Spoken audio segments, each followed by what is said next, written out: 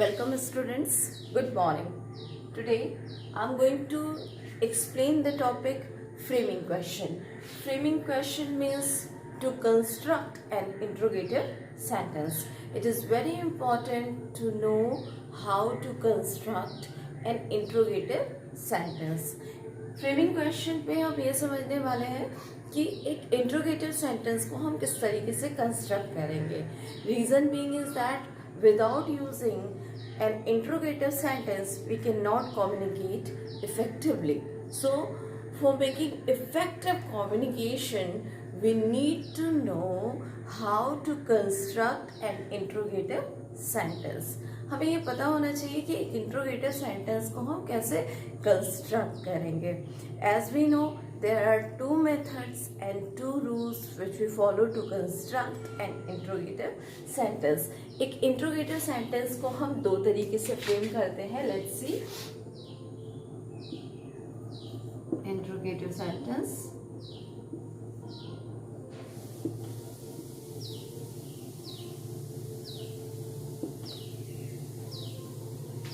Can be framed, can be constructed in two manners. The first one is known as yes no type of question.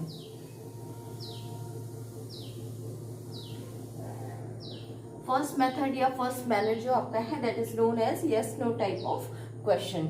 ये जो interrogative sentences frame किए जाते हैं इनको हम frame करते हैं with the help of helping verb. इनको हम हेल्पिंग वर्ब के साथ फ्रेम करते हैं.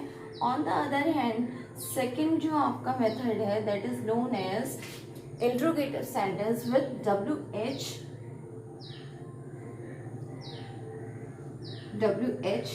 family words. WH family words से हम interrogative sentences को फ्रेम करते हैं. ध्यान देंगे WH family words क्या होते हैं. Basically WH family words means what, why, which, when, where, who, whom, how for, how often. तो ये सारे हमारे क्या है WH फैमिली वर्ड्स हैं. अब यहाँ हम ध्यान क्या देंगे, जिस तरीके से एक इंट्रोगेटिव सेंटेंस जिसको हम हेल्पिंग वर्ब के साथ फ्रेम कर रहे हैं उसे हम yes no type of question कह रहे हैं. सिमिलरली वो इंट्रोगेटिव सेंटेंस जिनको हम WH फैमिली वर्ड्स के साथ फ्रेम करते हैं या कंस्ट्रक्ट करते हैं उन्हें हम डिस्क्रिप्टिव टाइप ऑफ क्वेश्चंस कहते हैं. Like we can take an example. Suppose हम helping verb के साथ किसी interrogative sentence को बोल रहे हैं. जैसे हम कह रहे हैं कि does he go to school? क्या वो स्कूल जाता है? तो आंसर क्या आता है? yes he go to school. या फिर no he doesn't go to school. तो बेसिकली ये आंसर क्या आ रहे हैं yes और no टाइप में. लेकिन अगर वही हम WH फैमिली के साथ बना रहे हैं लाइक हम कह रहे हैं why does he go to school.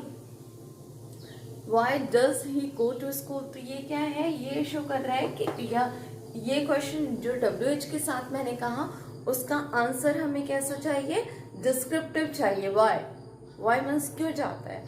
सो ये डिफरेंस है कि हेल्पिंग वर्ब के साथ जो भी हम क्वेश्चन फ्रेम करेंगे जो भी इंट्रोगेटिव सेंटेंस हम बनाएंगे उन्हें हम यस नो टाइप कहते हैं और WH फैमिली वर्ड्स के साथ जो भी हम फ्रेम करेंगे उन्हें हम डिस्क्रिप्टिव टाइप ऑफ क्वेश्चंस कहते हैं. So first we need to understand the structure and the order of making an interrogative sentence. अब हमें समझना होगा कि एक इंट्रोगेटिव सेंटेंस बनाने के लिए हम किन स्ट्रक्चर और ऑर्डर को फॉलो करेंगे.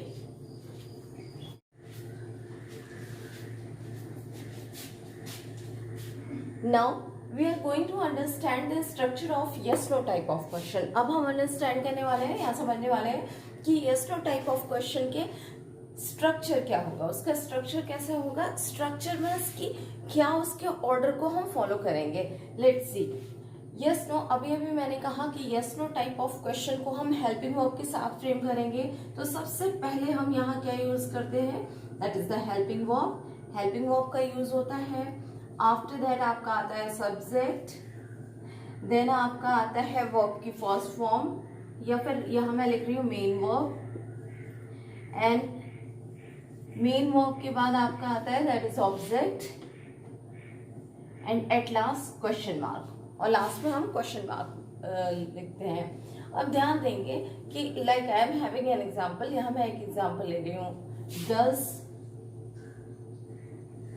does he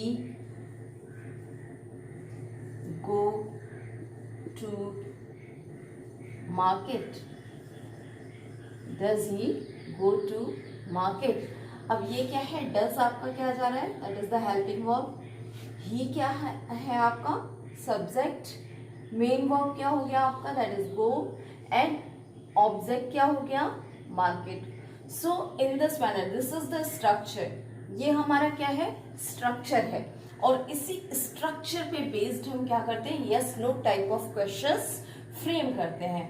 अब ये डज की मैंने बात की, तो बेसिकली ये डिपेंड करेगा हमारे सेंटेंस के टेंस पे कि हम किस टेंस का सेंटेंस फ्रेम कर रहे हैं. जिस भी टेंस का सेंटेंस हम फ्रेम कर रहे होंगे अकॉर्डिंगली हम हेल्पिंग वर्ब का यूज करेंगे. लाइक यहाँ मैं एक एग्जांपल लेती हूँ इंडेफिनिट टेंस का.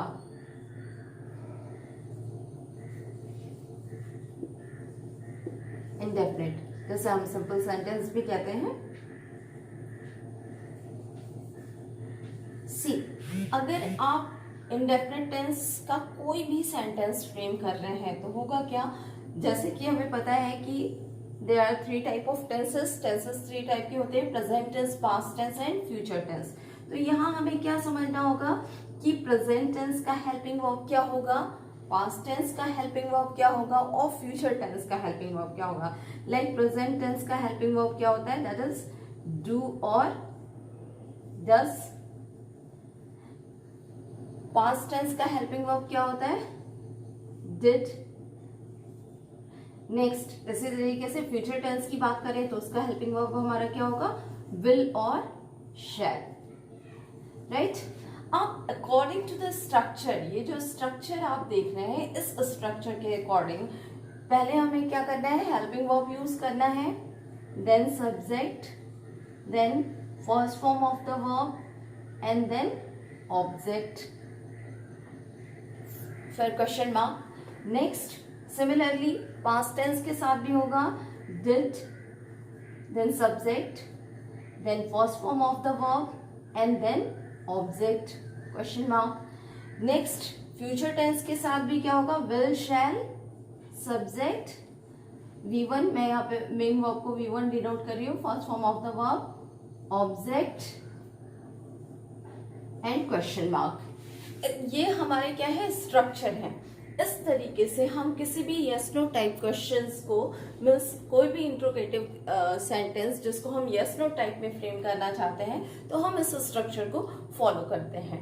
डू, डज अगर प्रेजेंट टेंस है तो, डिड अगर पास्ट टेंस है तो, विल, शैल अगर फ्यूचर टेंस है तो ये मैंने इंडेफिनिट का बताया है. Similarly continuous, perfect, perfect continuous, सबके स्ट्रक्चर जो होंगे वो इसी पैटर्न पे होंगे. राइट. अब हमें यहाँ पे ये समझना होगा कि हम डू का यूज किसके साथ करेंगे और डस का यूज किसके साथ करेंगे. राइट.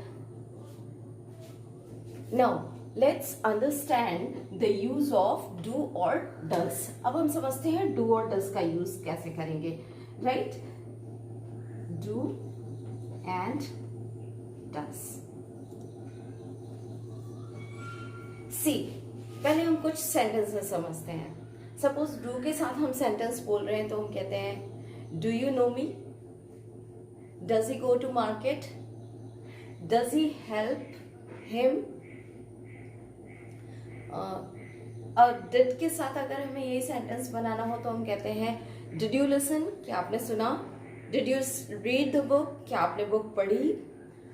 और यही अगर हमें प्रेजेंट टेंस में कहना हो तो हम कहते हैं, डू यू लिसन, क्या आप सुनते हैं. और अगर हमें फ्यूचर टेंस में बोलना हो तो हम कहते हैं, will you help me, will you talk to me. So these are the sentences, these are the examples which reflect the structure of yes no type of question. But अब हमें क्या समझना होगा, how to use does and do and does, where to use do and where to use does. ध्यान देंगे do का use हम पहले हम डज की बात करते हैं। डज का यूज हम किसी भी सिंगुलर पर्सन के साथ, कोई भी सिंगुलर नंबर जो थर्ड पर्सन होगा उसके साथ करते हैं। डज का use singular number third person के साथ, लाइक ही, शी, इट, और कोई भी ऐसा सिंगुलर नंबर जो थर्ड पर्सन हो, ध्यान देंगे थर्ड पर्सन हो, उनके साथ हम डज का यूज करते हैं। डू का यूज हम किसके साथ करते हैं? I, you, we, they. Basically do का यूज हम प्लूरल के साथ करते हैं और साथ ही साथ आई और यू के साथ भी करते हैं। हमारे स्टूडेंट्स कंफ्यूज रहते हैं, वो कहते हैं कि आई तो सिंगुलर नंबर है, right, exactly I singular number है, बट ये क्या है? हमारा फर्स्ट पर्सन है। यू भी हमारा सिंगुलर नंबर है, लेकिन है क्या? ये सेकंड पर्सन है। तो इन दोनों के साथ भी हम क्या करते हैं? डू का यूज करते हैं। सो यहाँ ये बहुत क्लियर रखेंगे कि डज का यूज हम किसके साथ करते हैं? सिंगुलर नंबर थर्ड पर्सन, और डू का यूज हम क्या करते हैं? सिंगुलर नंबर फर्स्ट पर्सन और सेकंड पर्सन के साथ, और बाकी सारे प्लूरल नंबर के साथ, right. This is the use of do and does. Next structure पे फोकस करेंगे कि डू और डज आपका फर्स्ट सबसे पहले प्लेस होगा helping verb, then subject, then main verb and object. अब ध्यान देंगे, again I am telling you कि ये जो हमारा हेल्पिंग वर्ब है ये डिपेंड करेगा हमारे सेंटेंस के टेंस पे। सो this is the structure which apply for the interrogative sentence which is framed as yes no type of question.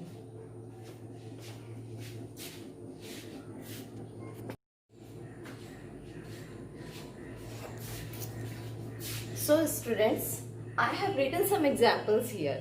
मैंने यहाँ कुछ examples लिखे हुए हैं, and on the basis of these examples और इन examples के basis पे आपको एग्जाम में चेंज करने को आएगा एक असर्टिव सेंटेंस को इंट्रोगेटिव सेंटेंस में।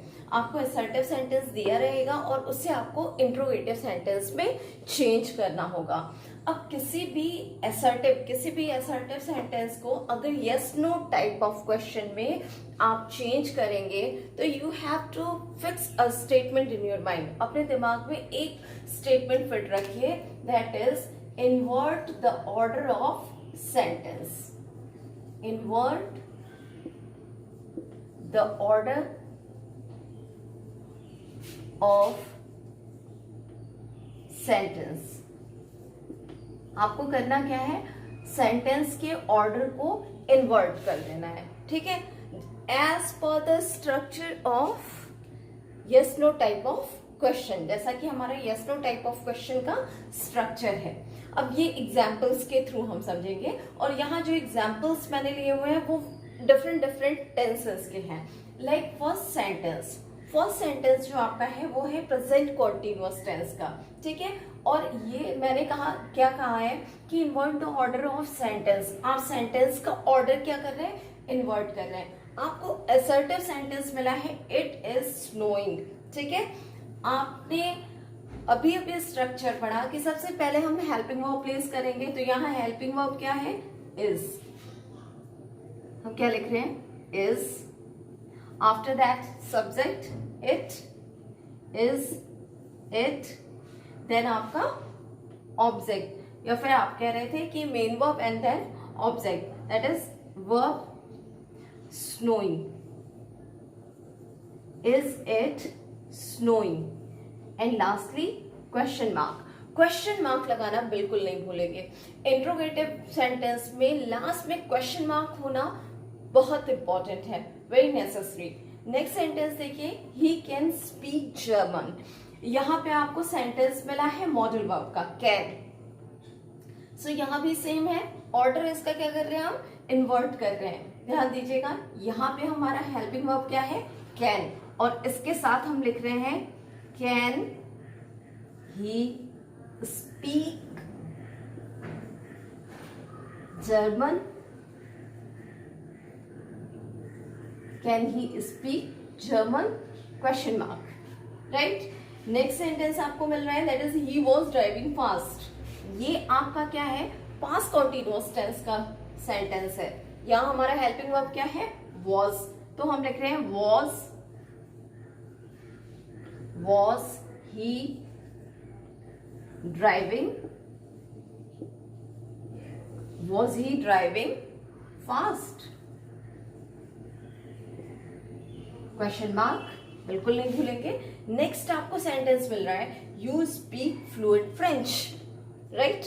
सेंटेंस है यू स्पीक फ्लुएंट फ्रेंच। अब यहाँ पे हमारे पास हेल्पिंग वर्ब तो है ही नहीं। एक्चुअली ये सेंटेंस आपका प्रेजेंट इंडेफिनिट टेंस का सेंटेंस है, ठीक है।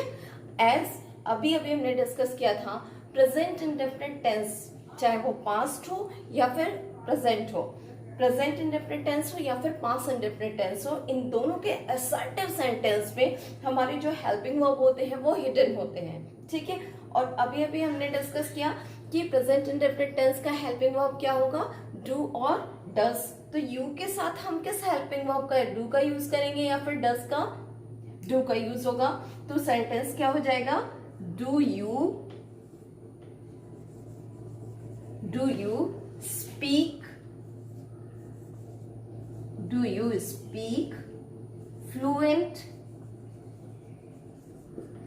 French, do you speak fluent French, question mark. Question mark जरूर ध्यान देंगे। नेक्स्ट सेंटेंस आपको मिल रहा है फ्यूचर टेंस का, जिसमें है she will arrive here, right. She will arrive here, ये हमारा असर्टिव सेंटेंस है। हमें इसे चेंज करना है इंट्रोगेटिव में। इंट्रोगेटिव में चेंज करने के लिए या फिर से हम same pattern, same structure follow करेंगे। Invert the order of sentence as per the structure of yes no type of question. तो ये क्या हो जाएगा, विल, हेल्पिंग वर्ब यहां दिया हुआ है विल, तो हम लिख देंगे विल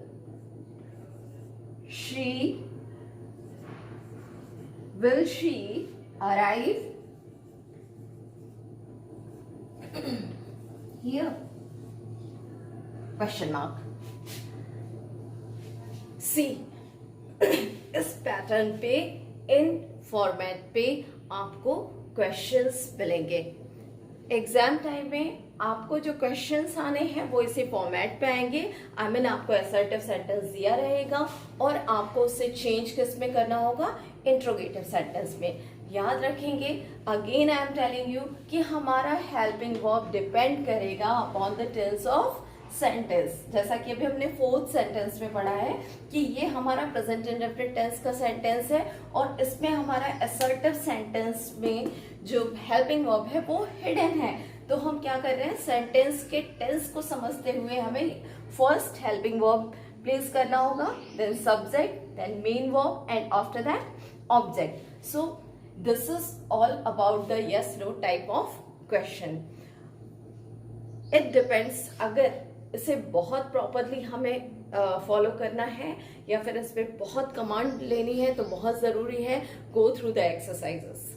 आप बहुत ज़्यादा एक्सरसाइजेस कीजिए, जितना ज़्यादा आप एक्सरसाइजेस करेंगे you have full command over that particular segment. So this is all about the framing question with yes to type of question. Thank you.